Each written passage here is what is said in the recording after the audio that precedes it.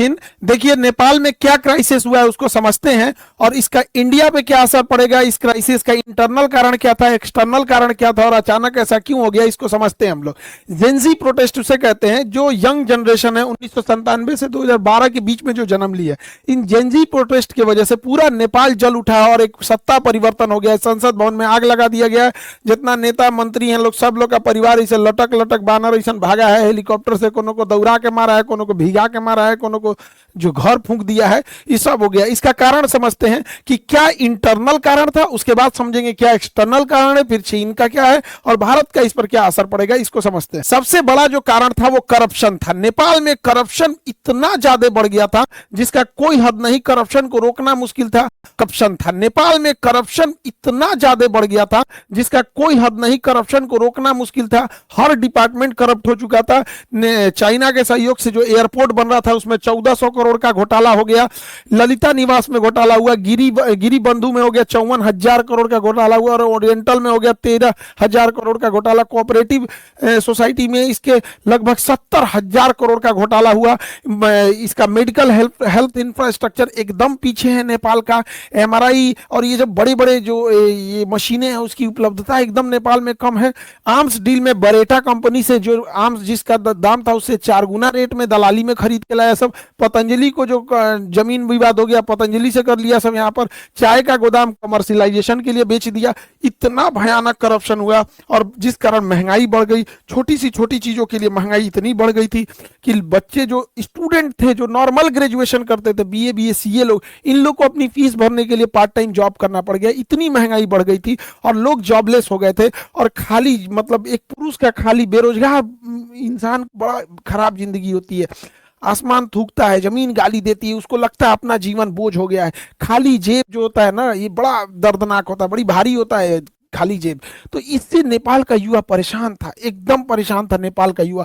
नेपाल के युवाओं को विदेश जाकर नौकरी करना पड़ता था, विदेश में आके शेफ का नौकरी। अभी आप भारत में देखिए चाउमीन मोमो, ये लोग ऐसे इंडिया में फेमस है कि नेपाली जो शेफ होते हैं चाउमीन और मोमो बड़ा अच्छा बनाते हैं। यहाँ से बेचारे काम करके विदेशी रेमिटेंस भेजते थे अपने देश में और उन पैसों से नेताओं के बच्चे अय्यासी करते थे। नेपाल की जो यंग जनरेशन थी, सोचिए कितनी मुसीबत में होगी कि युद्ध के दौरान वो लोग यूक्रेन से लड़ने के लिए रसिया में भर्ती हो गए और रूस ने उन्हें 20-25 दिन की ट्रेनिंग दिया, हथियार थमा के भेज दिया यूक्रेन से लड़ने के लिए और वहां वो लोग शहीद हो गए थे। उनका घर परिवार उजड़ गया। इतना भयानक वहां बेरोजगारी का आलम था। अब इनमें होता क्या है, वहां पे जैसे 2008 में राजतंत्र, राजा को हटा के लोकतंत्र जब बना था तो यहाँ कुछ ही पार्टियों का दबदबा था। नेपाली कम्युनिस्ट पार्टी हो गया, नेपाली कांग्रेस हो गया, यहाँ पे जनता संवादी पार्टी हो गया, इंडिपेंडेंट हो गया, सब ये कई थे सब यहाँ पे। लेकिन ये 3 लोगों देखिए ये आदला बदली करते रहते थे सब। पहले ओली बना 18 में, फिर देउआ बना 21 में, फिर प्रचंड बना 22 में, फिर अइबुढ़वा बन गया 24 में। इतना ऐसे ऐसे हो रहा था या नेपाल में, ऐसे यहाँ से यहाँ, इस तरह से इन लोग का सत्ता परिवर्तन मैंने पारा पारी खेल रहा है। एबेरी हम, एबेरी तुम, एबेरी हम। यहाँ पे जनता परेशान हो गई, सारा गठबंधन कर ले रहा था सब।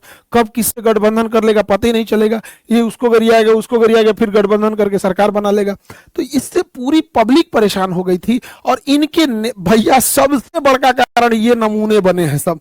नेताओं के बच्चे इतने बेवकूफी किया है सब, जाके टिकटॉक पर, इंस्टाग्राम पर अपनी लग्जरी लाइफ जीने लगे सब, विदेश में घूमने लगे सब, पार्टी कर रहा है सब। यहाँ देखिए ये कहाँ घूम रहा है, यहाँ पर संतरा अंडरवियर पहन लेगी, पैंट पहन ले, पते नहीं चल रहा है कि यहाँ पे इो कोनो के होगवे करेगी। यही सब नौटंकी किया से देखिए। इन्हीं सबको देख देख के पब्लिक पगला गई कि जो हम लोग को खाए को नहीं है, इन सब का इतना बड़का बंगला, इतनी बड़ी होटल, आग लगा दिया सब। हाई देखिए लुई विटॉन का, गुची का, ये सब खरीदा है। लुई विटॉन का एगो मफलर आता है 60,000 रुपए का, 3-3 लाख का कपड़ा आता है लुई विटॉन का। हाई तो पूरा सजले है ससुरा लुई विटॉन से। एकरा ए हैरी पॉटर अब्बा गइलो तो लदा के, इसी सबको पीटा यहाँ पे के बाप को दौरा दौरा मारा है ये बेचारा के। और दिखावा हैरी पॉटर यहाँ देखा यहाँ पे तोरा अब्बा पिटा के भागा है यहाँ पे, इसी सब के वजह से हुआ है। अब होगा क्यों नहीं, नेपाल की पब्लिक की हालत ऐसे है, नेपाल की पब्लिक इस तरह से। आप इनको देखिए, भारत के नेताओं से सीखना चाहिए नेपाल के नेताओं को। भारत के नेताओं का दो चाल समझिए, इनके बच्चे कहाँ पढ़ रहे हैं ये बताते ही नहीं है, और ये अपने बच्चे को कहते हैं कि बबुआ ते मर्सिडीज में घूम, ते ऑडी में घूम, बीएमडब्ल्यू में घूम, लेकिन फोटो मत खींचो हो, फोटो नहीं खिंचाना है, फेसबुक उस पे नहीं डालना है, गरीब बन के रहना है। एक दिल्ली में एक नेता से हमसे मिले थे उनके लड़का, तो कहा कि सर एक फोटो हो जाए, हम कहा हाँ हाँ, तो ऐसे कहा कि रुकिए सर शर्टवा मोड़ लेते हैं, रोलेक्स की घड़ी है, दिख जाएगा तो पब्लिक क्या कहेगी।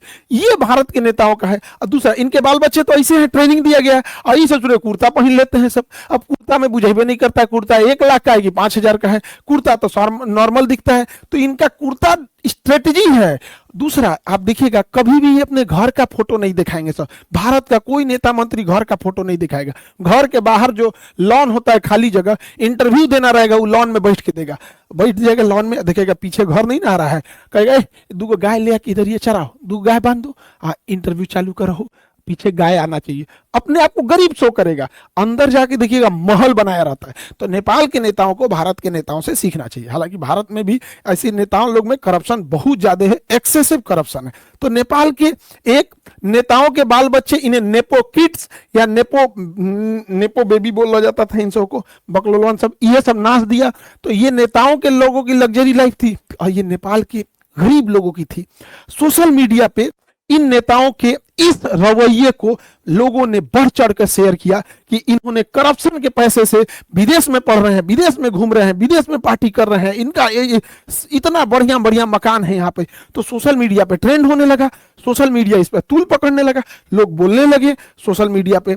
अब नेपाली सरकार ने सोशल मीडिया वालों से कहा कि आप इस पे ग्रीवांस ऑफिसर नियुक्त करो। उन्होंने नहीं नियुक्त किया तो 1 हफ्ता का वार्निंग दिया, और नहीं पूरा किए तो इस सब ने बैन कर दिया। जब बैन किया सोशल मीडिया को, तो जब सोशल मीडिया बैन हो गई, टिकटॉक को छोड़ के सबको बैन कर दिया, क्योंकि टिकटॉक ने अपना ग्रीवांस अधिकारी नियुक्त कर दिया था। लेकिन इन लोगों को लगा कि टिकटॉक चाइना का है, उसको बैन नहीं किया, टिकटॉक पे बैन नहीं किया, बस उसी पे लोगों ने डेट डिसाइड किया कि इस दिन चलना है नेपाल पे, हथावा बोलना है, और पूरा भीड़ लगा दिया। इन लोगों का कहना था करप्शन को बैन करो, सोशल मीडिया को नहीं। Ban corruption, not social media. क्योंकि सोशल मीडिया को बैन क्यों करेंगे, क्योंकि ये यंग जनरेशन है, स्टूडेंट है, स्टूडेंट्स बेचारे प्रोटेस्ट करने आए थे, एक बड़ी संख्या में स्टूडेंट प्रोटेस्ट करने आए थे। उनका कहना है कि भैया सोशल मीडिया केवल रील देखने के लिए थोड़ी है, इस सोशल मीडिया पे वीडियो कॉन्फ्रेंसिंग होती है, बहुत सारी मीटिंग हो जाती है, बहुत सारे बिजनेस सोशल मीडिया पे चलते हैं, मार्केटिंग होती है, इस पे एडवर्टाइजमेंट चलते रहते हैं।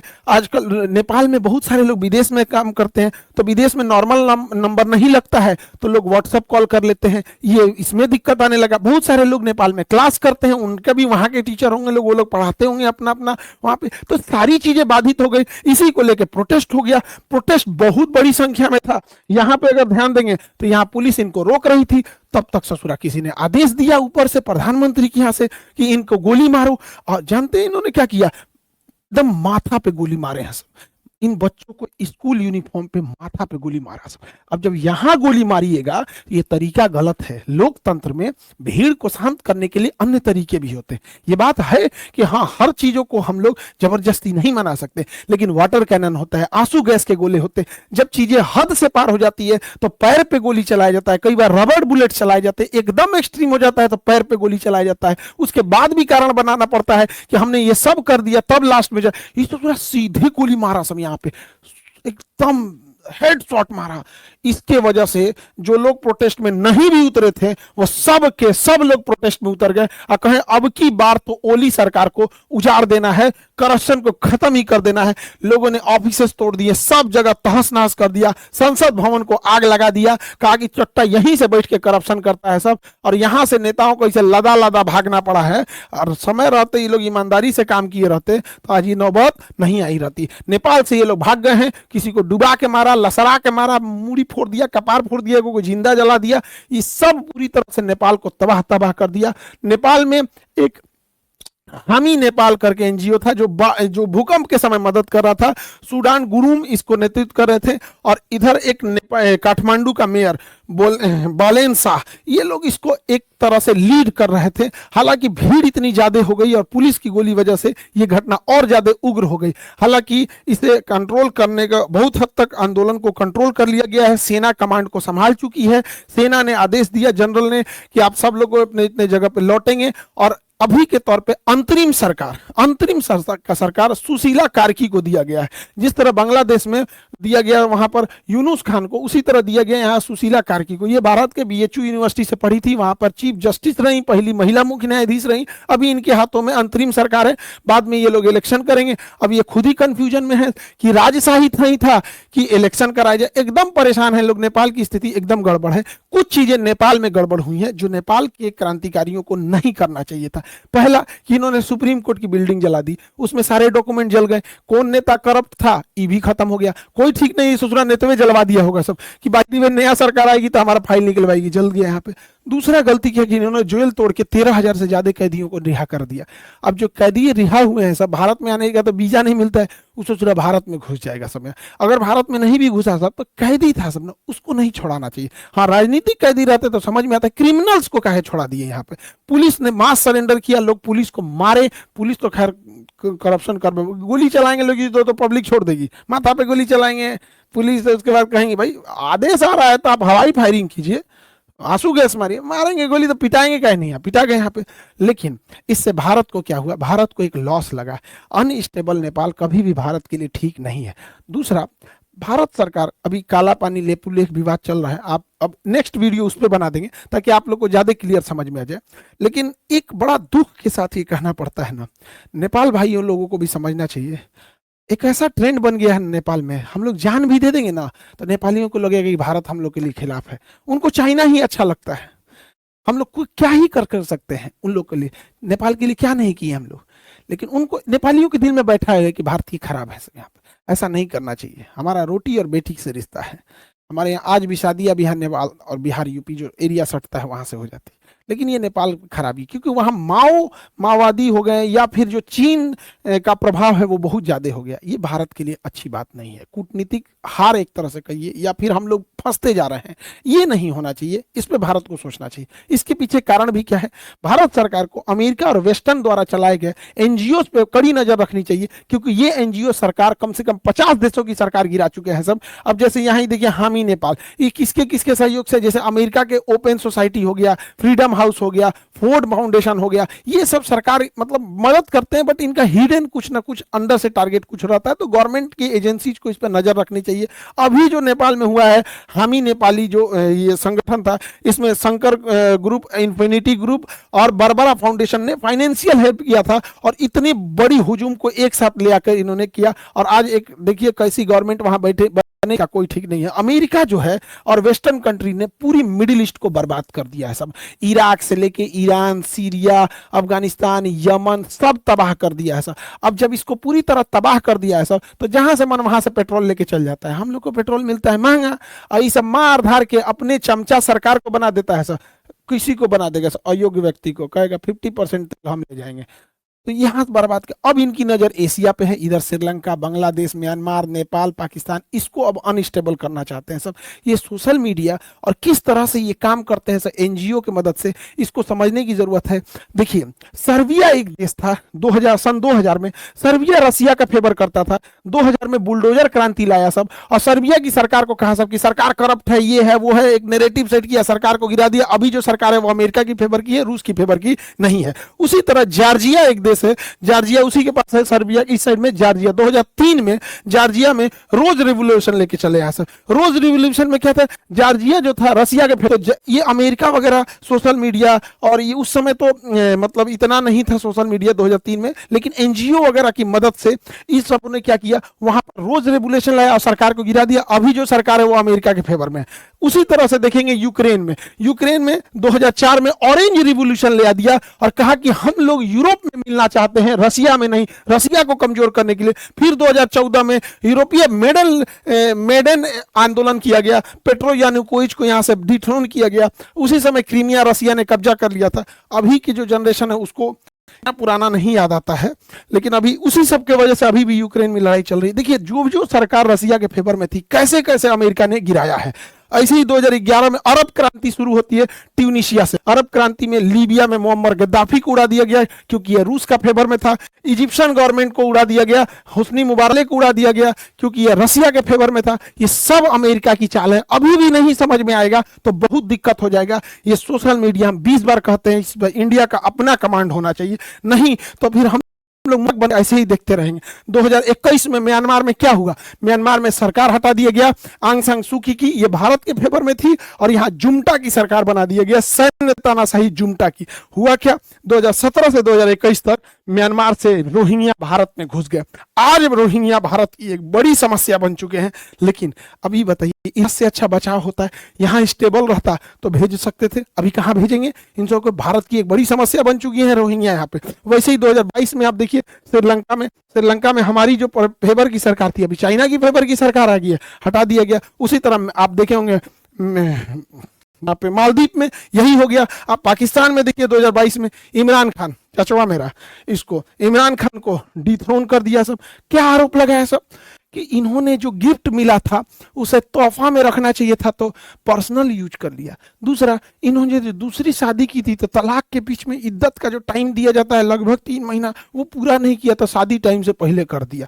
उसकी वजह से जेल में डाल दिया और जेल में बेचारे का रेप कर दिया गया। एगो मेजर इसका रेप कर दिया, बेचारा का बर्बाद हो गया इमरान खान। हालांकि इमरान खान जो था आतंकवाद को पसंद नहीं करता था, लेकिन जो आसिम मुनीरवा बैठा है ना चोट्टा, ये बहुत खतरनाक है। पहलगाम अटैक वही कराया था। मेरे कहने का मतलब है कि देश सर्वोपरि रहना चाहिए। समझिए दूसरों की गलतियों से, वो देखिए जो नहीं देख पा रहे हैं। ये सोशल मीडिया से केवल वो नहीं है, किस तरह से बर्बाद कर रही है चीजों को, उसको समझने की जरूरत है। 2024 में बांग्लादेश में एक टेलीग्राम, मामूली टेलीग्राम कैसे इतना बड़ा विद्रोह खड़ा करके होता है और शेख हसीना को वहां से हटा देता है। वहां पे सरकार आ जाती है, वहां के माइनॉरिटी कम्युनिटीज को, ज्यादातर माइनॉरिटी में वहां हिंदू ही हैं, उनको जला के हथौड़ी से ना पूरा आंख फोड़ फोड़ के मार दिया। सब हम लोग देखते रह गए। क्या कर लिए?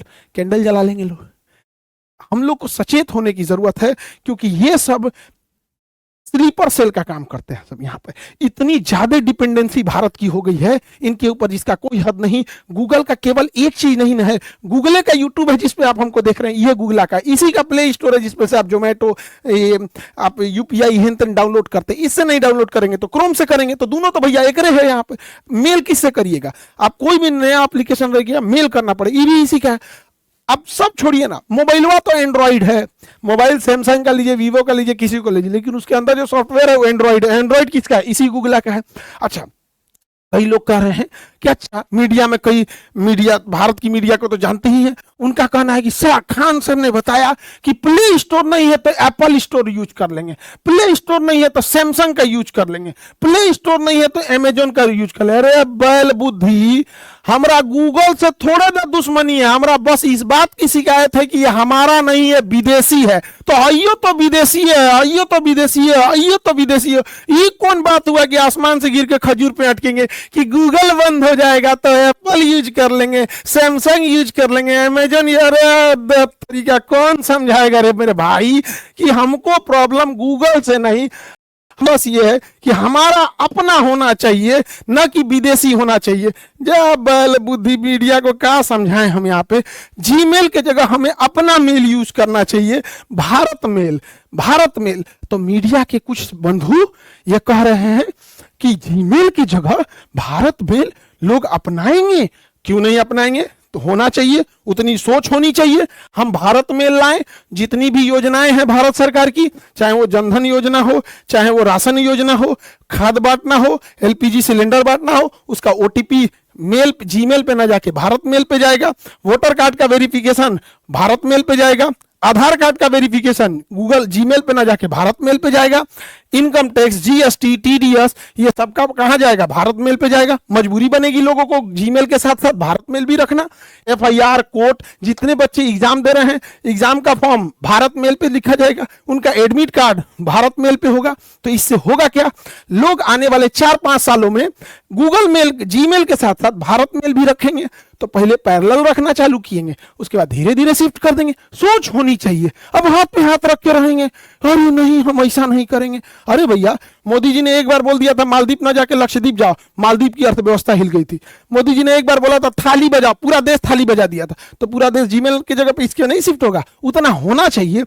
अजीब हाल है भैया, देश प्रेम बड़ा होता है, सरकार प्रेम नहीं, दोनों में अंतर होता है यहाँ पर। तो देश सर्वोपरि होना चाहिए। हमारा झुकाव जाति, धर्म, राजनीति, पार्टी से ऊपर उठ के हमारा झुकाव देश के प्रति होना चाहिए। हम यहाँ भी कहते हैं कि हमारा खुद का एप्लीकेशन है खान ग्लोबल स्टडी, जिसपे 15 मिलियन बच्चे पढ़ते हैं। एप्लीकेशन, यूट्यूब नहीं, एप्लीकेशन। वो एप्लीकेशन प्ले स्टोर पे। यदि भारत सरकार अपना भारत प्ले स्टोर बनाती है, हम पहले शिक्षक होंगे कि हम इस 15 मिलियन को छोड़कर उस पे चले जाएंगे, क्योंकि यह हमेशा हम लोगों को ब्लैकमेल करता है कि 30% एक्स्ट्रा चार्ज लेंगे। पूरे भारत के शिक्षकों से कहते हैं कि आप लोग बताइए, क्या इस बात का यह धमकी नहीं देता है गूगल? हम लोग इसको छोड़ेंगे, ये हमारी जिम्मेदारी होती है, देश के प्रति हमारी जिम्मेदारी होती है। आज 25 मिलियन सब्सक्राइबर हैं यूट्यूब पर, लेकिन ये डायमंड प्ले बटन आया था ना, हम कभी दिखाए नहीं। सभी लोग को धन्यवाद हाथ जोड़कर, जो आप लोगों ने 25 मिलियन बनाया और विश्व का सबसे बड़ा एजुकेशन चैनल बनाया। लेकिन जब ये डायमंड प्ले बटन आया ना, इतना खुशी होता। अगर इसके बीच में अगर भारत का रहता तो अशोक चक्र बना रहता, अशोक स्तंभ बना रहता। जब मेरा 1 मिलियन हुए थे ना, तो गोल्डन प्ले बटन आया था। तो पापा को हम दिखाए ना, तो पापा बोले कि कितना अच्छा रहता है, इस पे तिरंगा बना रहता, ये विदेश का है। तो पिताजी बोले थे कि हमारी आवाज कोई नहीं सुनेगा, तुम अगर इस लायक हो जाना ना तो आवाज जरूर उठाना। ये मत कहना कि तुम भूल जाओ कि तुम्हें सुविधा मिल रहा है। आवाज जरूर उठाना कि एक भारत का अपना होना चाहिए। वरना हमको देश प्रेम है तभी हम यूट्यूब पे खड़ा होकर कह रहे हैं कि यूट्यूब की जगह भारत का होना चाहिए। वरना 25 मिलियन को तो बहुत पैसा देता है यूट्यूब, क्या जरूरत रहती है? तो सरकार प्रेम और देश प्रेम दोनों में अंतर होता है। हम स्वयं कहते हैं कि भारत का रहता तो बहुत ज्यादा खुशी होती।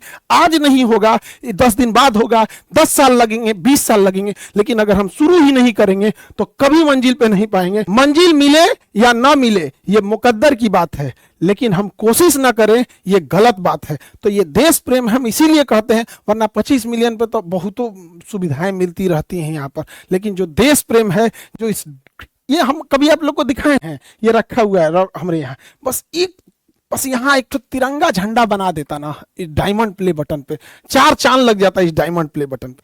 लेकिन क्या कीजिएगा, कुछ दिन होगा, कोई ना कोई लोग कहेगा, मीडिया वाला कह रहा है कि खान सर पागल हो गए यहाँ पे, अपन गूगल और यूट्यूब बनाने के लिए कह रहे हैं। कभी ना कभी तो सुनेंगे। मोदी जी से उम्मीद है कि जरूर करेंगे, नहीं तो देश को अनस्टेबल कर देंगे सभी सब विदेश वाले सब। इन पर कभी भरोसा नहीं करेंगे। भैया, आज से 3 साल 4 साल पहले भी हम क्लास में बोले थे कि 2000 का नोट जो आया है ये गलत डिसीजन है, इसको चेंज करेगी सरकार, मजबूरी हो जाएगी चेंज करना। कल से लाल वाला नोट नहीं चलेगा, 2000 वाला को साइड कर रहे हैं। 2000 की नोट को गवर्नमेंट की लानी मजबूरी थी, क्योंकि अचानक नोट बंद हुआ, मार्केट में पैसा देना था, छोटा नोट छापने में टाइम लगता है, इसलिए पहले उस सप्लाई को पूरा करने के लिए 2000 दिया गया। सप्लाई, अब जब सप्लाई पूरा हो गया, अब बैंक वाला धीरे धीरे उसको रखते जा रहा है। अब आपके एटीएम से 2000 का नहीं निकलता होगा, निकलता है, रेयर हो गया है।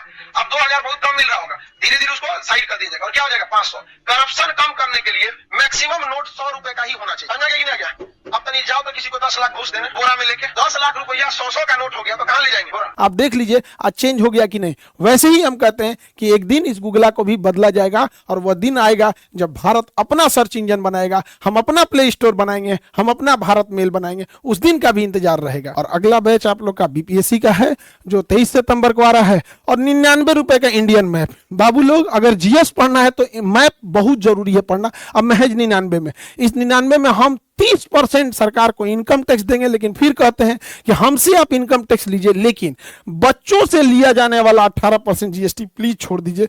हमें अपना स्वार्थ रहता तो हम कहते हैं कि इनकम टैक्स मत लीजिए, लेकिन हम कहते हैं आप लीजिए, लेकिन बच्चों का प्लीज।